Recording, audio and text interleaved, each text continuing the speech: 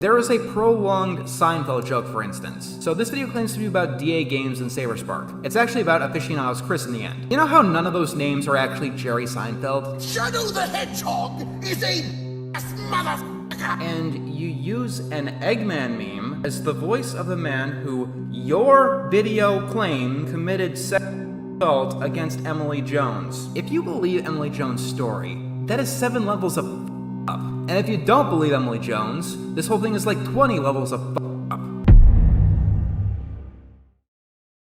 This is my final reaction to this good one. For any of you that might have already seen all of MrEnter's video, then you will know that this is the last chapter where he talks about the horrible KP video. Bear in mind, he thought it was more important to first talk about how he didn't like Saber's response, the timeline of the allegations, and then Mando Pony and Saber again, before getting to this part. My issue with that is when you have a video called the worst YouTuber takedown of all time, then I expect it to be mainly and foremost about the takedown itself. Yeah, overall, my thoughts on this video is that it was just messy in general, with not very good structuring. I agree with most of his parts in here, but it should have definitely been at the beginning instead of now. There's one thing that's of a fairly universal opinion. This is where Bonk, Emily, and KP all agree. We should be focused. Also, I want to say first of all, right, I'm sorry if my voice is a bit coarse and rough.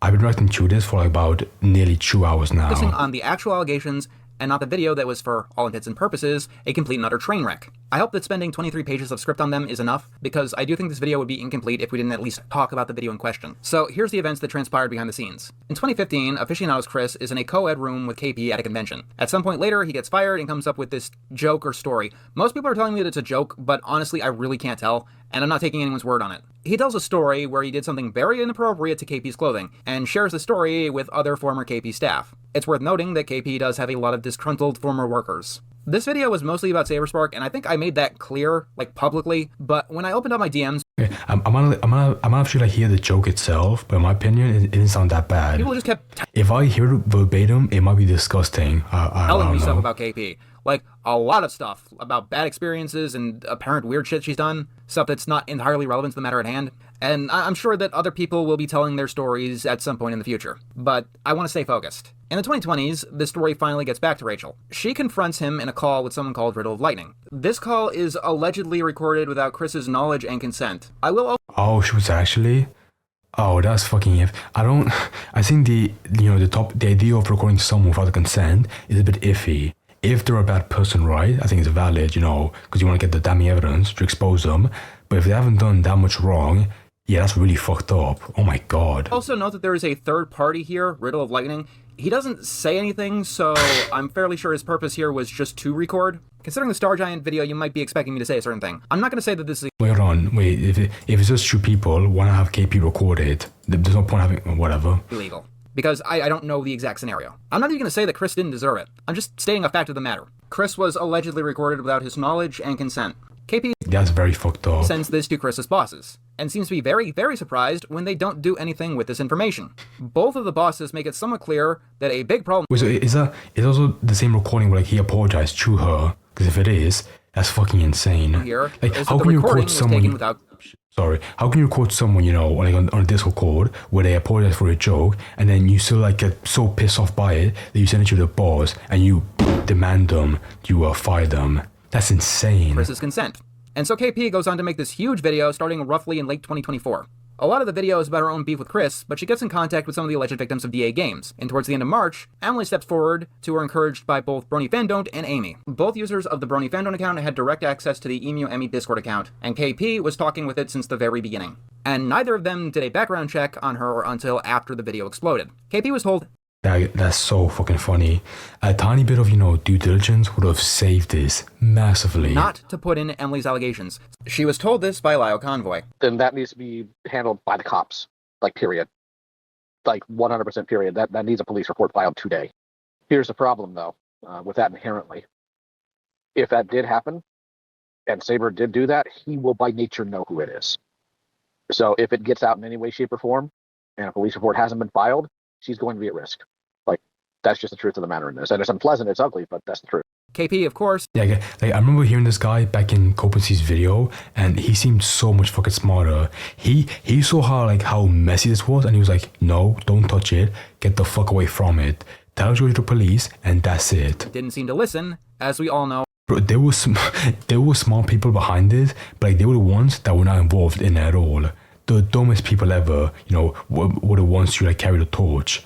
That's so funny. How that story ended. The video was enlisted and then privated soon after, but by that point it was too late. The damage was done. She seemed to really want to get this video to the public, as is. For the entire month of March, they didn't even bother to ask, "Are you sure the dates are correct?" Now, it's known that KP basically asked for a bunch of assets and— What the fuck is this? Pedophilia,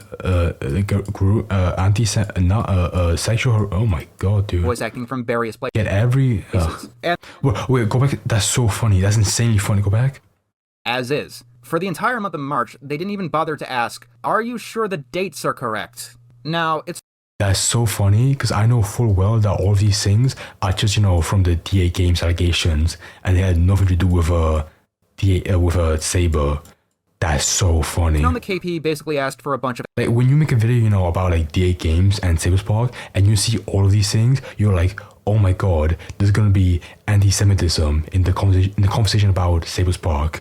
Oh my god. assets and voice acting from various places. And the common story is that no one had any information about what the video was about at all. From what I could tell, each of the individuals involved had a varying set of knowledge. Like the guy who voiced the Eggman meme thing, he didn't even know that he was being put in this, which is weird on the face of it because that's not even the original meme. It's a cosplayer doing a read-over. No one really knows why KP put that— I don't like this point, right? Because this is a part that MrEnter and Carlton Shea, the guy that I first reacted to, talked about this. Like, oh, they used a meme in this, without crediting the guy, and it's not that big of a deal in my mind. I think they should have given credit, but I don't really care, if they use it in this, to expose the Saberspark and DA Games version in the video. I actually had a hard If you show credit, that would have been or whatever. time finding it. I guess maybe Like when you upload a meme on the internet, people use it for whatever, so you don't get offended by that. because the voice sounds more like Saberspark than the original, I really don't know. Some people only apparently got context of their specific little piece of the video.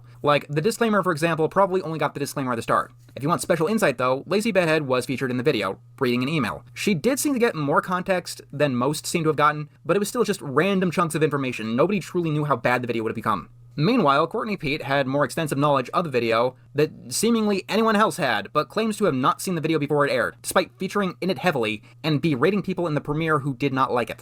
Very few people had the full context, and I believe people when they say they didn't know X, Y, and Z. But if I have to be absolutely frank, it doesn't exactly absolve everyone of everything.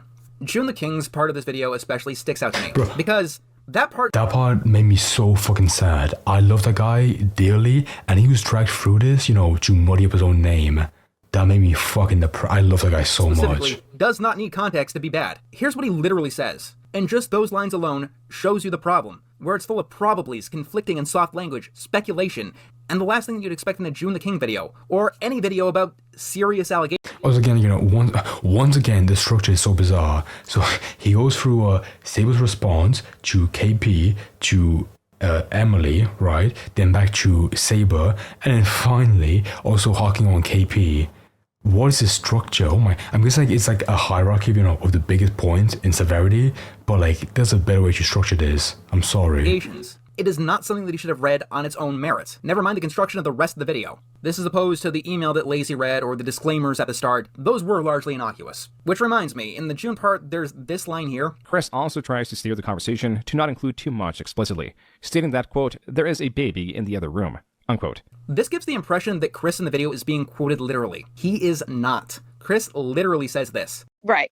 And part of my PD version, I have a 6-year-old in the other room, so. So what's the deal here?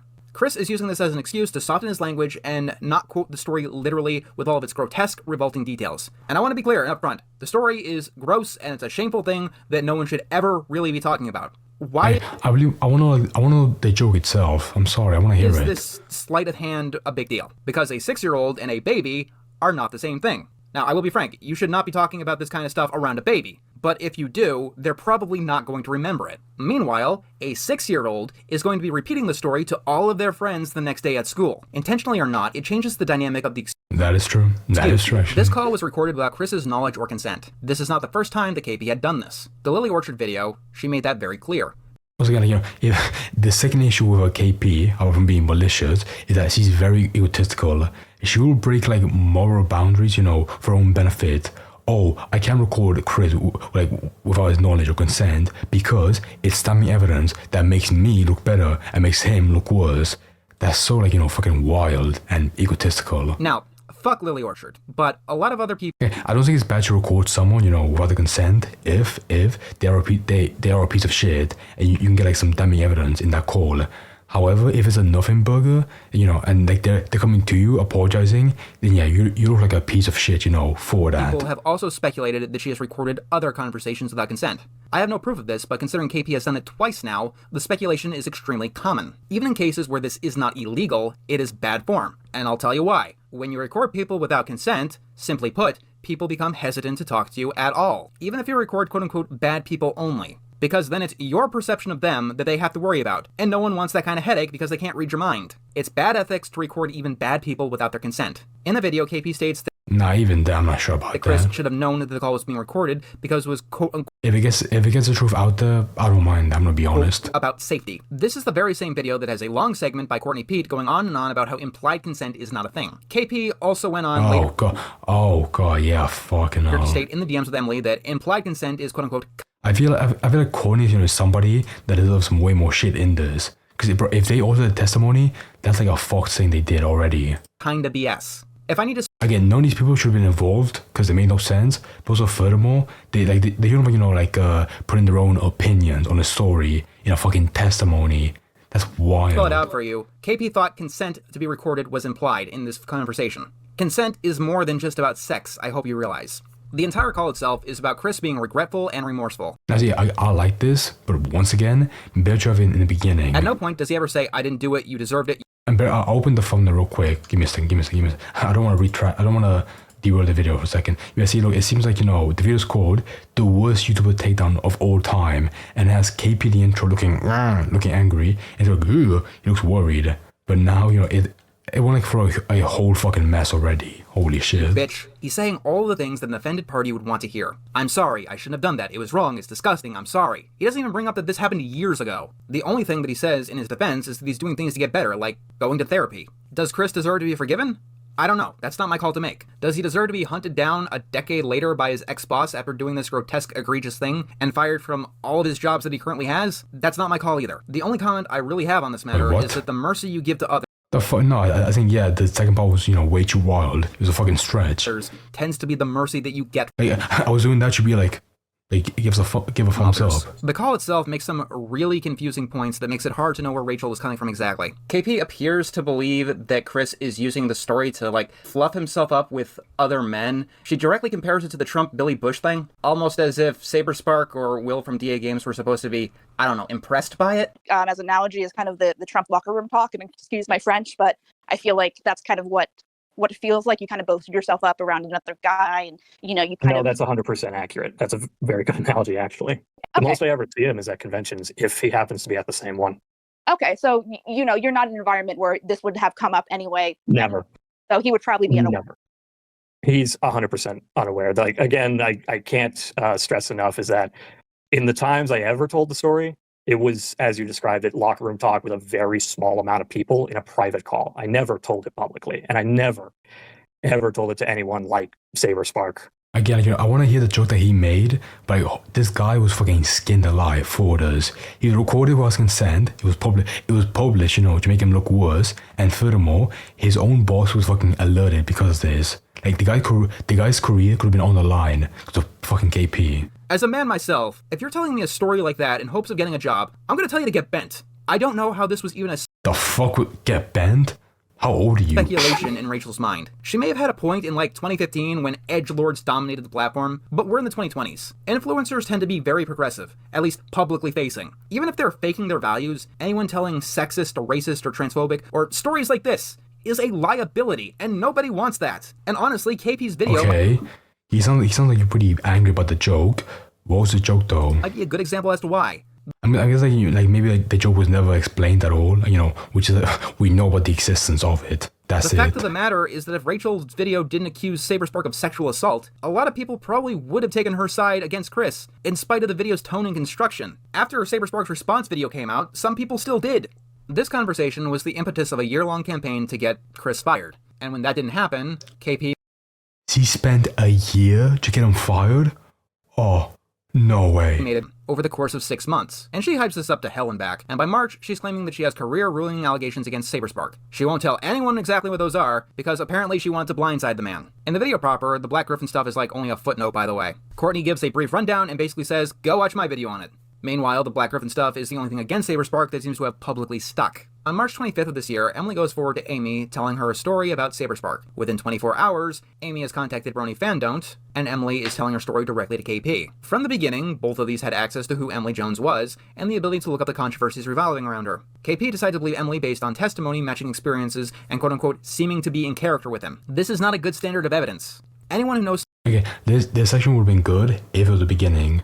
You know, I want to talk about this for a second. Yeah, I mean, how long do we have left? About 10 more minutes. I'll talk about it now. I think with all this stuff like he has in here, like, you know, KP, Saber, Black Griffin, the timeline, it's very hard to make a structure. But like, even this structure by itself, it's very bizarre. It's very dodgy. I think, you know, it would have been better to have, you know, KP in the beginning and then whatever comes last. I think maybe the timeline would have been better in the beginning. You know, that would make more sense.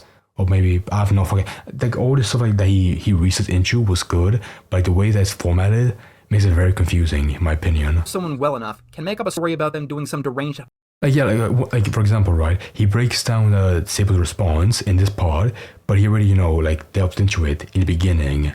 So, what the fuck-up thing fuck? that quote-unquote fits with their character. And again, give Saber some shit, you know, for his defense of Black Griffin, that's fine. But if you're gonna make a video, I think KP's, you know, shit on this is much more concerning. I'll even state for the record, if the allegations weren't out in the open already, I would not be platforming them. Even if you believe them wholeheartedly, it's a risk in every sense of the word. Reputation risk, lawsuit risk, and the risk that you may have been lied to or taken advantage of. It is alright to believe a story, but if you want to platform something, you need evidence, and you need hard evidence, especially when the person you're talking to has an audience of their own, which KP should have known. But let's say that you're just desperate to quote-unquote do something right. Maybe I think this is what happens, right, when someone makes a video about like Lily Orchard and it blows up massively and they get like a huge fan base from nowhere. stop a time or two and listen to the advice of those around you. With the exception of the editor of the video, who is uncredited and I'm not interested in unmasking, it's hard to know Oh yeah, don't go after him. who saw the video He's making the money, come on. in its entirety beforehand. Besides Emily, I only got 2 objective names of people who were at least shown some version of the video before it was uploaded. Lyle Convoy and Courtney Pete. Lyle Convoy Oh god, just was too them? busy with Oh bro, I want to hear Lyle Convoy's opinion. He probably fucking dug into it. Courtney was like, you know, yeah, I like it. Lyle, he probably like tore to shreds. real-life business, and the version he was shown anyway was an earlier draft before the Saberspark allegation was put into it. And I reiterate, Yeah, bro, she definitely showed him, like, you know, like the part about D8 games. It was like, oh yeah, that makes sense. And he saw nothing about Saberspark. If he did, he would have fucking, you know, been like, no, stop right there, don't. when he figured out what KP was going to do, he specifically told her not to put it in the video. Meanwhile, Courtney P claims that she didn't see the video at all, despite being in it, extensively, multiple times, despite working with Emily and giving feedback to her testimony and having direct sway over it, despite berating people in the comments during the video's premiere. I'm not saying that Courtney P is lying. I'm saying 2 separate things. 1, I wouldn't blame anyone who comes to that conclusion of their own accord, and 2, if she is telling the truth, her not watching the video does not absolve her of the blame of the video's quality. Courtney had segments where she took the lead. She was giving behind-the-scenes feedback to Emily. There is one other name of someone who apparently gave KP feedback. Okay, Casey. you know, I think Courtney is someone that, you know, should be criticized even more. As well, like more than, you know, fucking, not more than KP, but, you know, they've got their own points of critiques that is wild. If Casey is to be believed, Like I saw her like being brought up, you know, in Copenhagen's video, but I think like the general public doesn't know that much about her. she knew the video was in production and also told KP to not. I mean, even me myself, all I know at most is that she's the sibling of Lily Orchard. That's it. Like their involvement in this was fucking awful. It was so fucking bad. do this. After the video was unlisted and then privated, KP claimed the tone was broken because she had never made a video like this before. This is a lie. This is objectively a lie. Last year, she had made a video on Lily Orchard with the help of Courtney Pete. I have my issues with that video too. Once again, recording someone without consent, and she also starts with the least compelling argument against Lily Orchard, pretendingism. That can be considered bearing the lead. But other than that, the video itself was largely fine. Of course, according to Random Anons, that video was meant to be similar to the Saberspark and DA Games video in tone, but she had to be begged out of it. I'm not sure if I can believe that, since she clearly didn't take any advice for this video. I doubt that advice would have influenced it in the previous case, but this is what people have told me. My only real problem with the Lily Orchard video is when it came out. 2024. That is very, very late in the Lily Orchard timeline. Rachel claims that she was only kicking Lily Orchard to the curb then. Really? Yeah, that's pretty fucking late, actually. Yeah. Because of I think I saw a June the King video even before that. her own trigger. And bro, that guy takes long, but like his videos are so much better. Counterpoint 1. She made a video in part about DA Games, which is tied to a grooming scandal. Counterpoint 2. Lily Orchard's internet story is filled with scandals of a wide Yeah, see, there you go. About similar time, I guess. variety. Even if Stockholm, Tara Kelly, Courtney Pete were all too much, the Josh Scorcher fallout is something that everyone heard about, especially in the Brony community, her community. Between not vetting Emily Jones' backstory at all until after the video was made, and doing an interview with Angry Slug, who doesn't even really have an audience, something is fundamentally wrong here. That's a bit mean, holy shit. It's one thing to look past the flaws of your friends and acquaintances. Literally every single person I interact with knows the June the King video on me front to back. Some of them have even been there with me through those controversies. So it's not Wait, the fuck? Is there a June the King video on MrEnter? I mean, I did hear like, you know, like how this guy is a bit crazy. Well, look it up actually. June the King, MrEnter. Probably is. What's it called? Crushed by Ambition. The story of mysterious MrEnter. Jonathan, what a wild last name. Jonathan Rosinski. Whatever. I mean, hopefully, you know, this video is like more about, you know, him being hypocritical, him being dumb. It's probably much better than, you know, a video about KP and how malicious he is. Fine, whatever. like the people I interact with are not Again, my opinion on this guy, MrEnter, is purely based, you know, on this video. You know, his few involvements, like in making the update about it. That's it. If he's a dumbass, whatever, you know, I haven't seen the stuff about that.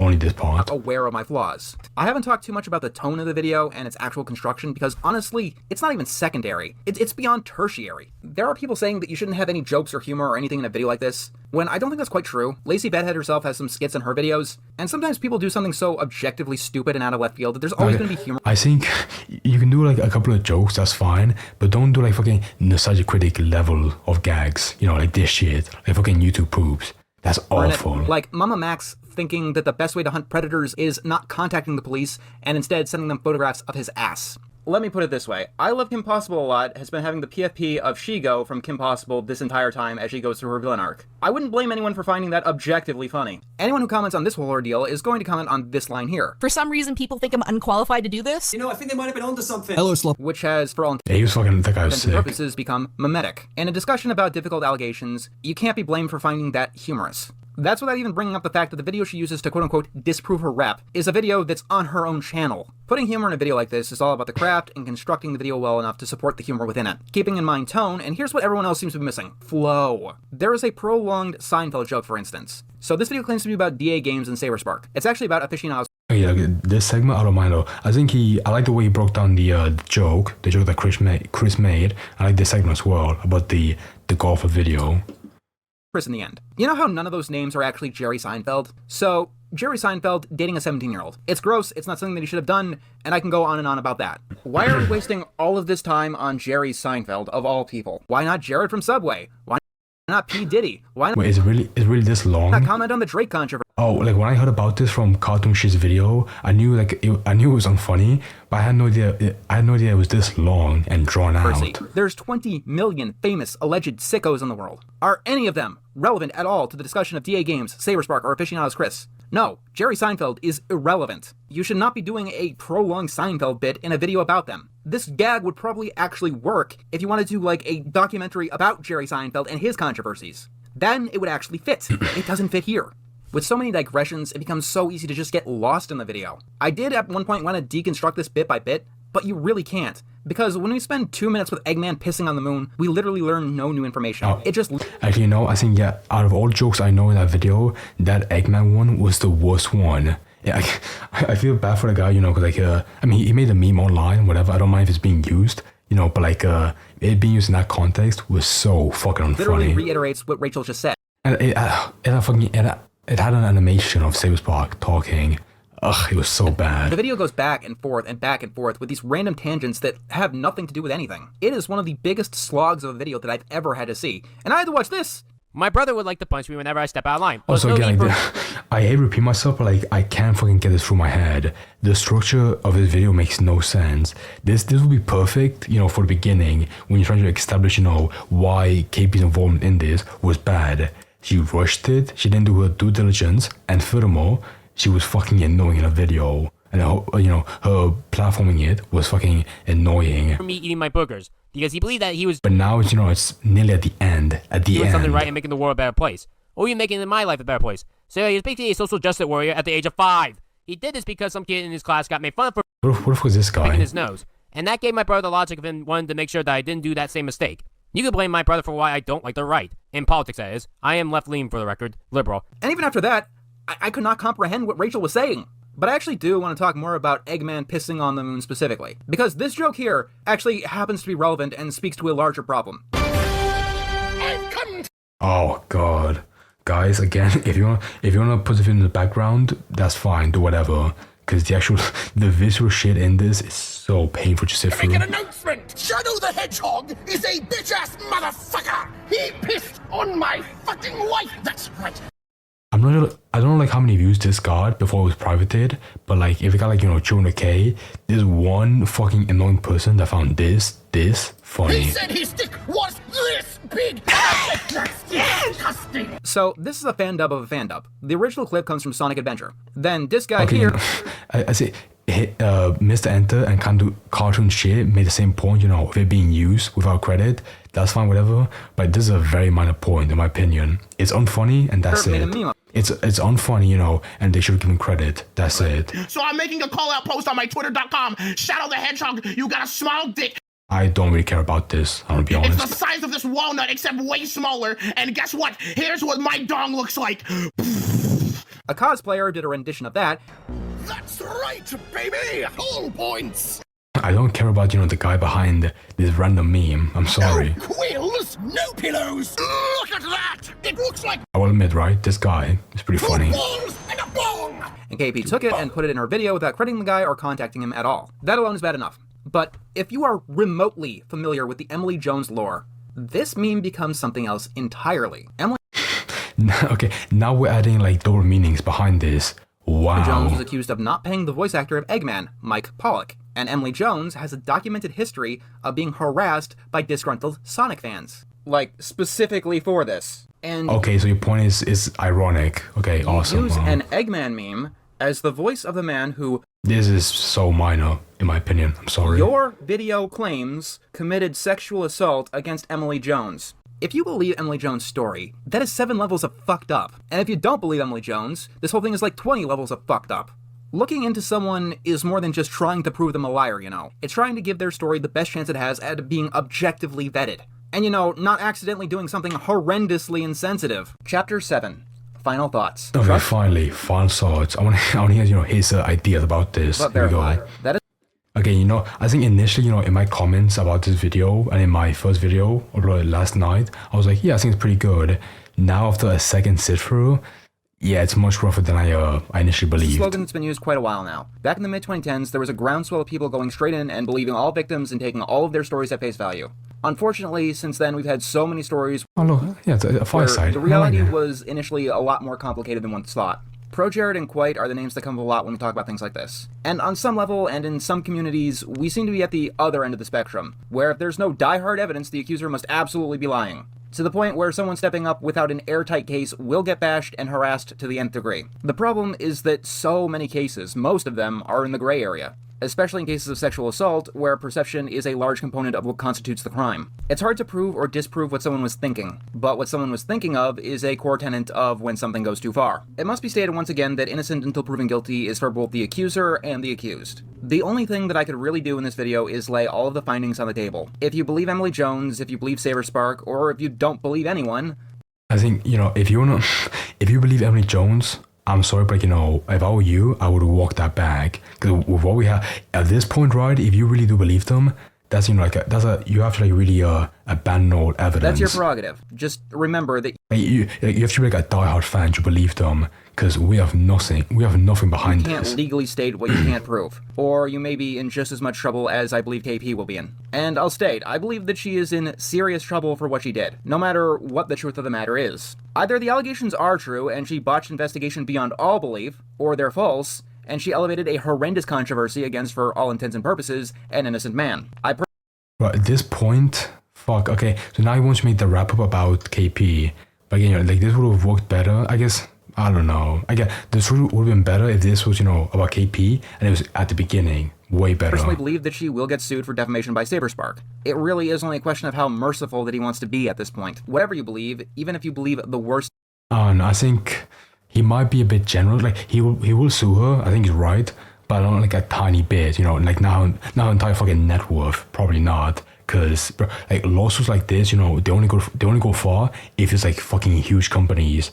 But at best, I think Sable's quite rich, but not that much to make like a really long lawsuit. I feel like of the worst of someone, I personally believe that it's no reason to harass anyone, even if whoever you're doing to is the worst person imaginable. When you harass something, there are 3 general scenarios. Number 1, you might be harassing someone who doesn't deserve it at all. Number 2, you may be goading someone unstable into doing something unstable. Or 3, you may actively be putting yourself in danger by pissing someone off who is legitimately dangerous. And while you're doing this, you're blurring the lines of the truth and making it harder to get to its source. Let me put it this way. In my opinion, right, I think the idea of Sable being dangerous, I never believed that for a second. One of the things... The guy, again, like you saw before, right? He makes Gooner videos with weird fucking thumbnails. Saberspark is accused of is going out of his way to harass Claire's father online. I'm willing to believe that Ian Corlett is the worst person in this entire story. I've heard the recordings, and they're not pretty. Yeah, that is questionable. I will state for the record that Ann Corlett is a douchebag.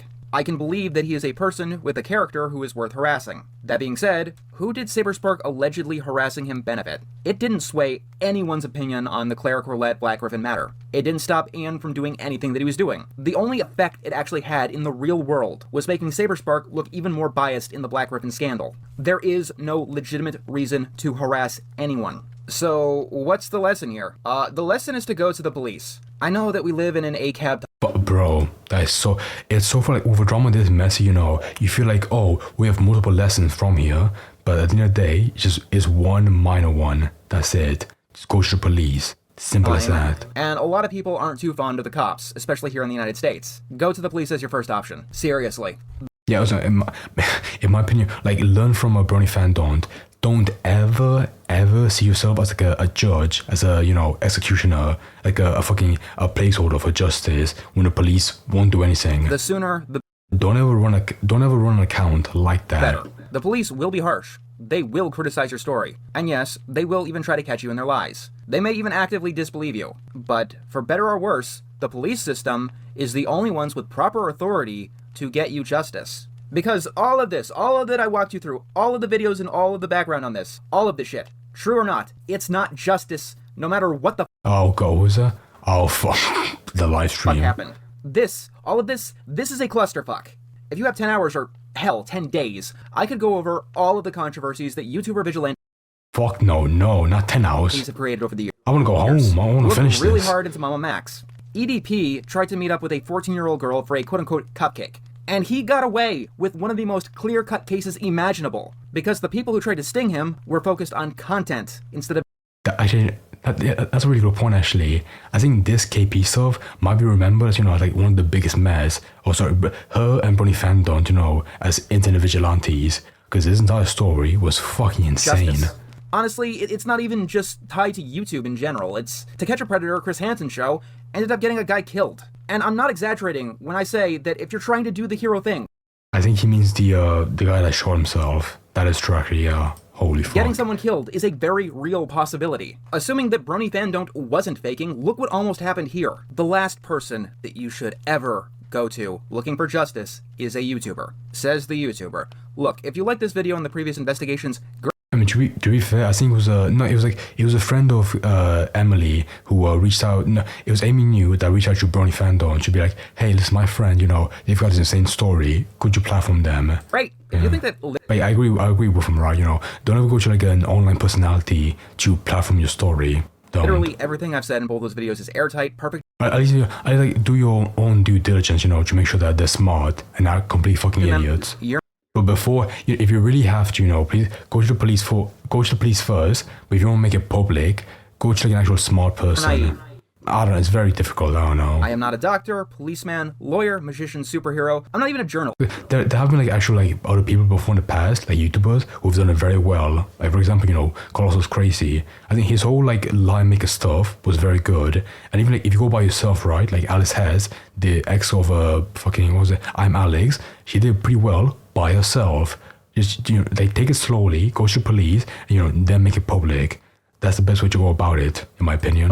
I'm a random guy on the internet who talks about cartoons, and plenty of people don't even think that I'm good at that. Rachel was a random woman on the internet who talks about cartoons, and she wanted to bring very serious allegations to light. If it sounds ridiculous, it's because it's ridiculous. And I will state, it's not like I'm not aware with the various problems with our justice system. It's harsh, it can be unfair and biased, and in some ways going through it can be traumatic. If Emily did go to the court system, you'd better believe that Saberspark's attorney would be bringing up all of her dirty laundry. And even beyond that, sometimes justice still isn't served. A lot of people still believe all kinds of things about Mandapony, even though, as far as I can tell, nothing came of the criminal investigation against him. And you hear plenty of people saying that there's really compelling evidence against him. On the other end of the spectrum, the Innocence Project finds new people who are falsely convicted year after year. This does not mean that our justice system is pointless or it should be avoided. It means that it's a part of our imperfect reality. Sometimes, unfortunately, you get the short straw. But you have to remember, sometimes you don't. And since we've survived so long as a country, there must be something to our institutions. If the police are too intimidating, there I'm not fucking American at all, but like, just are plenty of separate organizations depending on your particular issue. RAIN is the recommended resource in terms of cases of sexual assault, but you'll have to do your own research based on your own specific dilemma. But I can promise you, for pretty much any issue, there are resources out there. I can get the temptation to go to YouTubers. On the face of it, they appear friendlier. They appear more understanding. And we have the appearance of having our shit together. We don't have our shit together. We do not have our shit together. I'm not saying this part is pretty that we're bad people. I mean, some YouTubers are bad people, but in general, we're not. I think the only other person that made this point was Beckett in his own video. But yeah, like this point is so fucking true. Don't trust like YouTubers, as you know, as the smartest people, or even furthermore, don't trust like random fucking people on Twitter that run hate accounts as being really smart. We can be very understanding. We can even want to help, but we can't help. And I mean this in a literal sense. Let's say that I could prove this case 100% without a doubt either way. Does that get someone arrested? No. Only the accuser going to the police can do that. I don't have the power to put someone behind bars. And YouTubers can't even really keep you safe. We can't protect your reputation. And some of us can't even properly keep you anonymous. I can't begin to tell you how much of this whole endeavor was simply me staving off a mental breakdown of my own. Things suck. And that's really the only thing that I can object. Are you okay, dude? State. Things suck right now, and police reform is a very real issue. As for this issue, when it comes to Saberspark or Black Griffin or Aficionados Chris even, we may never really get to the heart of the truth. And I will state it again, make sure it gets beaten into everyone's head. All parties are to be presumed innocent until proven guilty. Oh my god, I get why he keeps on repeating this, but like, we're not fucking idiots. Like, you bring it up, you know, like 2 or 3 times throughout the video is fine, you know, for your own legal safety, but bringing it up, you know, like every single chapter is fucking painful. In a court of law. All parties. And I'm not just saying that so I don't get sued. Like, here's a big surprise that some YouTubers learn the hard way. Shielding your language... Most people already know this, you know, by this time, after 1 month of this drama. In allegedly's isn't the foolproof defense that some people seem to think it is. You can still get sued if you say allegedly after every single word, especially if you're negligent. I keep saying... A good example would be fucking Dogpack. He's right, actually. Innocent until proven guilty in a court of law, because that is my standard of justice. I have my own personal opinions on everyone in this clusterfuck, and I will say that very few of them are positive. I am not going to objectively state what I believe about Emily Jones or Saberspark or whatever on the record, because it is not my place. It's not even really my place to say what I believe about KP and her motivations on this whole thing. I can say that it looks really, really bad for her, and I can go over everything she's done. I can say that I doubt that she'll ever have any kind of career on the platform again, but can I say that she did all of this out of a vendetta or malice, as some people seem to think? I can't say that objectively. If nothing else, this should be used as an example. This is an example of every possible thing that could go wrong when justice is not practiced correctly. I could repeat myself on every single misstep. All the way back in 2012 when the police report was not filed when the crime allegedly happened. All the way up to 2025, May, when KP literally sent a threat to the person that she platformed about said alleged crime. But I think I made the issues clear from start to finish. Like, the only thing that I really can say after 30 pages of script is, I'm sorry. None of this should have gone the way that it did. And it went down in a way where We're almost done. literally no one is happy with it. And unfortunately, I also feel that this isn't the end of the story either. It's gonna end here? So, see ya next time. I'll probably be taking a little bit of time to, decompress. But regular content will resume shortly. That's it? You know, what a great outro. Guys, there we go. Okay, you know, from my first video, right, I was being, you know, way nice, being like, you know, I think he's a great guy for this. Some parts were good, I agree with him, but like, you know, the actual like deep research into this by him and his team, I'm not sure about it. Okay, no, I'm sorry, go back a second. My biggest issue with this is the structure. It's just all over the place. Holy fuck. Again, to repeat myself, you know, if you're gonna make a video called the worst YouTuber takedown of all time, bring up first, you know, KP and then all the other stuff. Like, bring up KP, break down the timeline if you want. I think that'd be good. And then go after, you know, like Saberspark and Black Griffin if you really want to. That'd be fine. But bro, in this troll long video, it was very messy in my opinion. Some parts I liked, but some fatty, unnecessary parts were still kept in there for whatever reason. Yeah, holy fuck. Like, I saw people saying before, like, you know, oh, like, why is he involving himself into this? And I was like, oh, well, he can if he wants to. I think anyone could make a video about this, but, you know, I think his ability as a journalist, as a video maker, is very telling now. Where, like, you know, this product is very messy and very unstructured in my opinion. Yeah, I didn't like it that much. But yeah, aside from that, I'll break up, you know, my reactions, you know, into 3 other parts. The timeline, him going after Saberspark, Black Griffin, Mando Pony for whatever reason, and then finally the KP section. That's it. Like, once again, dude, like, if I could like make a video like this, I would make the structure way better. I would make it, you know, first and foremost about KP. Holy fuck, bro, this video was messy. That's it. I'm gonna say it now.